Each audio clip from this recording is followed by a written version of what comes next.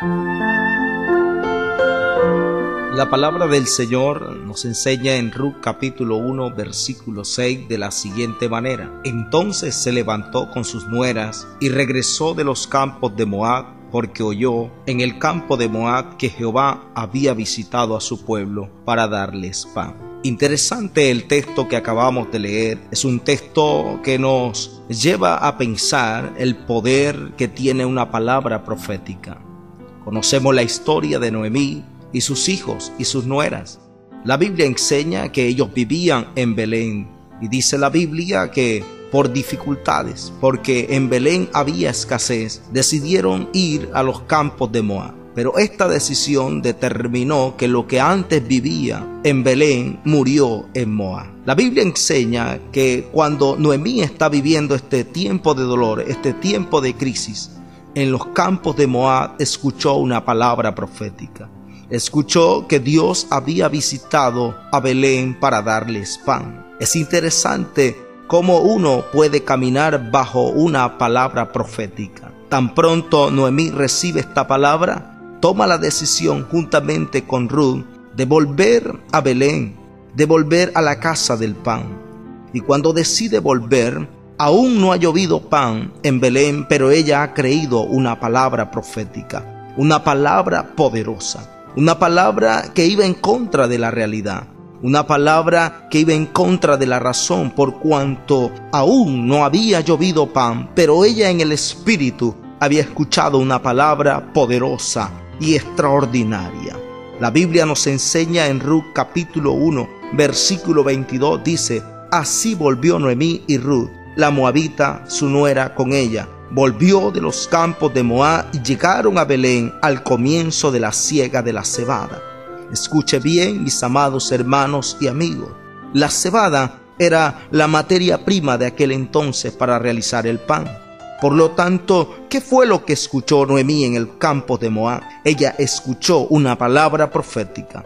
Pero cuando decidió caminar bajo esa palabra profética, en el momento en que pone sus pies en tierra de Belén, empezó la cosecha. Yo quiero decirle a todos los que hoy me escuchan, quiero manifestarte esta palabra profética de parte del Dios vivo. Tú tienes que aprender a caminar bajo una palabra profética, aunque tu realidad te diga todo lo contrario. La Biblia nos enseña que cuando Jesús les habló a los 10 leprosos, les dijo: id y mostraos al sacerdote. Es interesante porque la única manera de mostrarse al sacerdote era pagando una ofrenda por su sanidad, pero aún caminaban y dice la Biblia que la lepra estaba en sus cuerpos. Lo importante que es caminar bajo una palabra profética. La Biblia nos enseña que antes de llegar al sacerdote, aún la lepra continúa en sus cuerpos.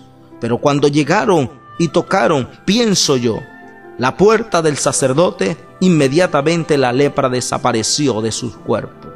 Es interesante creer una palabra profética. Cuando todo te dice que no es posible creer en esa palabra, nosotros tenemos que llevar nuestra fe al extremo, llevar nuestra fe al límite.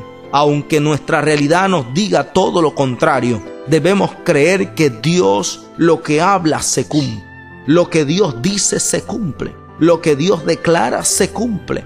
Así que, mis amados hermanos y amigos, hoy profetizo sobre ti que aunque estés viviendo un momento de crisis, yo declaro un momento de abundancia para tu vida.